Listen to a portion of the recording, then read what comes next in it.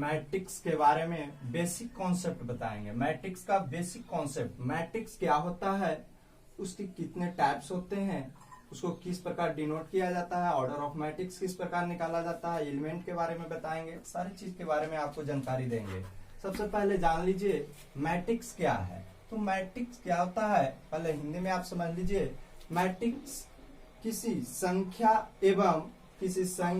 एवं फंक्शन को हॉरिजॉन्टल और वर्टिकल रूप में कन्वर्ट करके रेक्टेंगुलर फॉर्म में जब लिखा जाता है तो उसे मैट्रिक्स कहा जाता है। अर्थात order rectangular array of number और फंक्शन। नंबर आपका रियल और इमेजिनरी होते हैं। फंक्शन के जगह फंक्शन आपका बहुत सारे हो सकते हैं, trigonometric function, logarithmic function, exponential function, है ना। उसी प्रकार मैट्रिक्स जो होते हैं उसे हम जनरली डिनोट करते हैं, सूचित करते हैं अल्फाबेट के किसी एक लेटर से, कैपिटल लेटर से डिनोट करते हैं। सिंबल दैट इज संकेत जो होता है मैट्रिक्स को बड़ी कोष्ठ या छोटी कोष्ठ से हम डिनोट करते हैं। सिंबल संकेत करते हैं, लिखते हैं इस रूप में करके, तब हम कहेंगे ये मैट्रिक्स है। अर्थात देख लीजिए मैट्रिक्स क्या होता है। लेट माने माना कि होता है ए बराबर 2 3 4 5 6 2 0 1 3। ये कोई मैट्रिक्स है, ये एक आयताकार रूप में है, जिसे ये हॉरिजॉन्टल लाइन है और ये वर्टिकल लाइन होता है। इसे हम हॉरिजॉन्टल लाइन बोलते हैं, इसे हम वर्टिकल लाइन बोलते हैं। हॉरिजॉन्टल लाइन को रो भी कहा जाता है और वर्टिकल लाइन को कॉलम कहा जाता है। कॉलम को हिंदी में स्तंभ कहा जाता है और रो को हिंदी में पंक्ति कहा जाता है। पंक्ति को यानी रो को शॉर्ट में आर से डिनोट करते हैं और कॉलम को सी से डिनोट करते हैं। अगर एक से अधिक कॉलम होते हैं तो C1 C2 C3 dot dot आगे भी इस तरह डिनोट कर सकते हैं। और पंक्ति को यानी रो को R1 R2 R3 dot dot आगे हम इस प्रकार डिनोट कर सकते हैं, यानी लिख सकते हैं।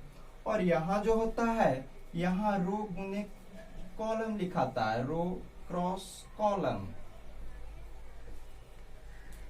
अर्थात इसे हम ऑर्डर ऑफ मैट्रिक्स कहते हैं। ऑर्डर ऑफ मैट्रिक्स कहते हैं, यानी ऑर्डर ऑफ मैट्रिक्स निकालने के लिए हमें रो क्रॉस कॉलम किया जाता है, यानी गिन लिया जाता है कितने रो हैं और कितने कॉलम हैं और इसे लिख देंगे यहाँ, तो हमें ऑर्डर ऑफ मैट्रिक्स प्राप्त हो जाएगा। इस मैट्रिक्स के अनुसार रो 3 है और कॉलम 3 है, इसलिए ऑर्डर ऑफ मैट्रिक्स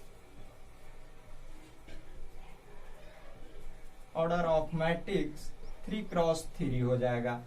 अब ये जो होते हैं ये सारे को हम एलिमेंट बोलते हैं। इसे हम क्या बोलते हैं, एलिमेंट कहा जाता है। ये इसमें 9 एलिमेंट है, 1 2 3 4 5 6 7 8 9 एलिमेंट है। इस सब को हम एलिमेंट कहते हैं। एलिमेंट निकालने के लिए भी आपको आ जाएगा। इसे ऐसे हम एक और एग्जांपल देकर आपको समझा देते हैं। एक एग्जांपल के माध्यम से देख लीजिए। ए बराबर, मैट्रिक्स को दूसरे रूप में भी लिखा जा सकता है। जैसे ए बराबर स्मॉल a i j और m क्रॉस n, है ना, यानी कि रो और कॉलम को m क्रॉस n के रूप में भी लिखा जाता है, या i क्रॉस j के फॉर्म में भी लिखा हुआ मिलता है कहीं कहीं बुकों में। लेट ए बराबर एक अलग हम आपको, और इस जो एलिमेंट होते हैं इस सभी एलिमेंट को हम स्मॉल अल्फाबेट के स्मॉल लेटर से हम डिनोट करते हैं। जैसे A11 12 13 21 22 23 31 32 33, इसका कहने का अर्थ हुआ A11 का मतलब हुआ first row first column, first row first column, ये हुआ फर्स्ट रो सेकंड कॉलम। इससे अगर एलिमेंट हमें निकालना हो, एलिमेंट प्राप्त करने के लिए, किसी भी एलिमेंट को प्राप्त करने के लिए, जैसे मान लीजिए A23 ज्ञात करना है, A23 दैट इज दूसरा रो तीसरा कॉलम, तो हम देखेंगे यहाँ दूसरा रो ये है और तीसरा कॉलम ये है, ये दोनों में हमारा 2 कॉमन है, इसलिए 2 इसका आंसर हो जाएगा। इस प्रकार किसी भी एलिमेंट को हम निकाल सकते हैं। एक और एग्जांपल देख लें, जैसे 1 2 1 प्लस A3 4 3 2 निकालना है, 2 1 यानी दूसरा रो पहला कॉलम, दूसरा रो और पहला कॉलम, तो 5 हो जाएगा, प्लस 3 2 यानी तीसरा रो और दूसरा कॉलम, 1 आ जाएगा, प्लस हम कर देंगे 1, दोनों जोड़ देंगे तो 6 आंसर हमें प्राप्त हो जाएगा। इस प्रकार हम किसी भी एलिमेंट को हम ज्ञात कर सकते हैं। यह हमारा बेसिक चीज है। मैट्रिक्स में पहला चैप्टर में आपको यही सब पढ़ने के लिए मिलेगा।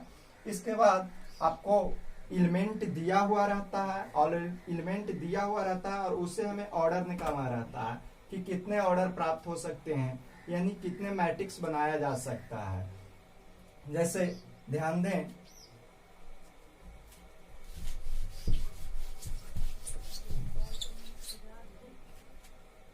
अगर नंबर ऑफ एलिमेंट दिया हुआ रहे,